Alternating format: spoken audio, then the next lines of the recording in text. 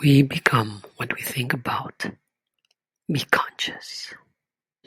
Mark Twain, who was something of an iconoclast, was once accosted by an evangelist who asked him, "Mr. Twain, aren't you troubled by all the things of the gospel that you don't know?"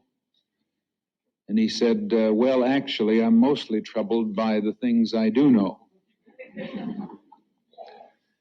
And there are a lot of things that we do know about the Gospels and about the teachings of Jesus that may well be very troublesome. One of them is a statement, "To him that hath shall be given, and from him that hath not shall be taken away even that which he hath."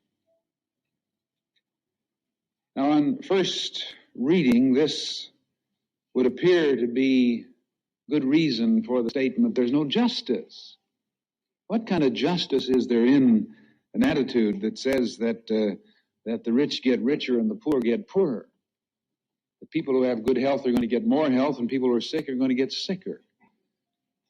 This is what appears to be the message, and in part it is the message, but there's so much more involved than that. Actually, this is the highest kind of justice, but it leads to a matter that is only explained by the word that we want to deal with this morning, consciousness. This is a word that in our metaphysical studies is so often used ambiguously. The word cannot really be defined, and yet without some kind of a definition for consciousness, nothing can adequately be defined. How can we understand life without it? It's a key to knowing ourselves. It's a key to knowing life. In a way, it is the self. And as Emmett Fox says, life is consciousness. Men have struggled for thousands of years in the quest for insight into what the universe is, what life is, in trying to understand the great paradox, the great distinction between an obviously orderly universe that can be seen out in space and can be seen in the intricate detail of a flower. All of this on the one hand, and the fact of human suffering on the other hand. And this has led to the rationalization that there must be a will of God that brings certain things to people.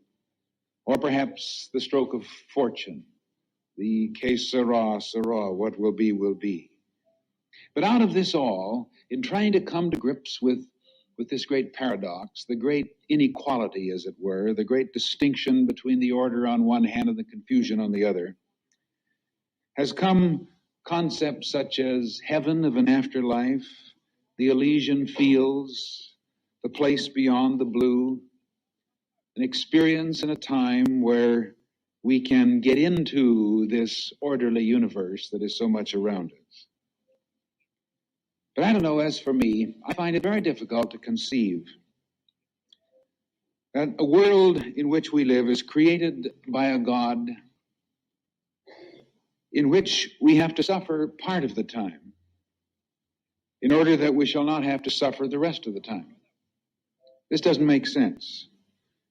And I prefer to believe that the only reason that we suffer, no matter what it is or where it is that as yet we do not know how not to suffer.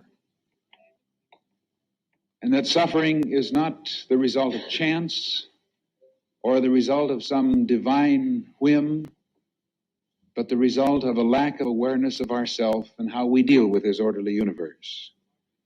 So the problems of life then, as I see it, are certainly not God-ordained, but rather the result of God exclusion, the result of the limitations of our own consciousness.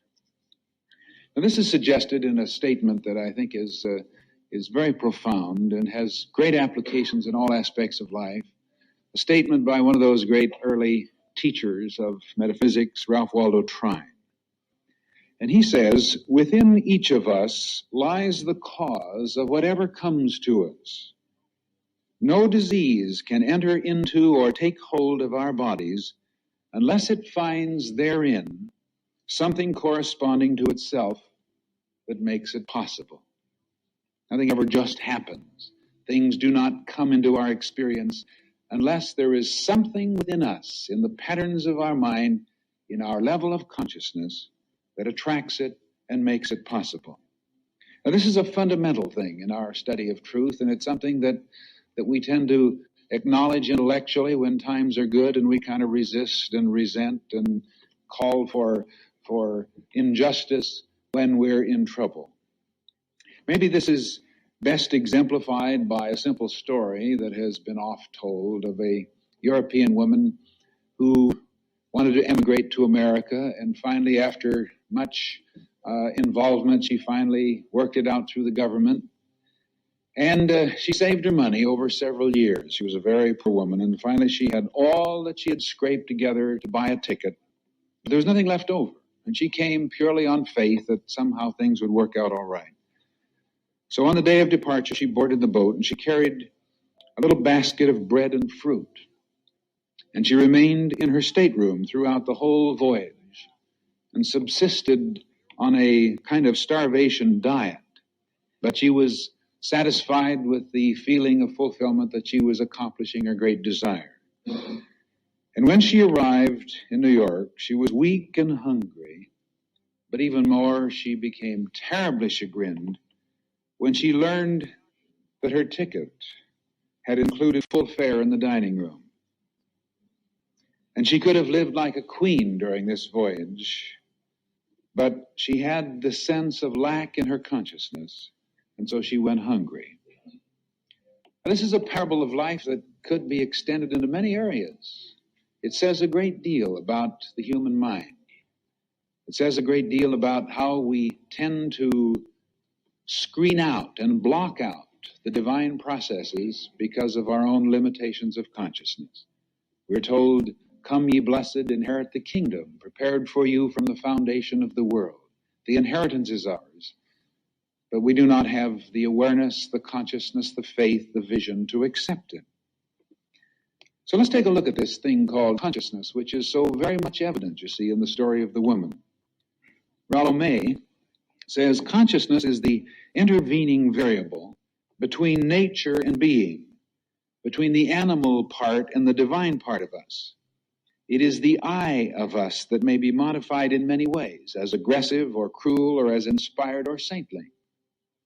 The intervening variable between nature and being. Quite often it is said that man is essentially a cruel and vicious creature. He's a beast at heart, and so therefore there will always be wars and inhumanity to man. And this is an extremely prejudicial view. And as long as man holds this view and expects this kind of behavior in a self-fulfilling prophecy, he will experience it.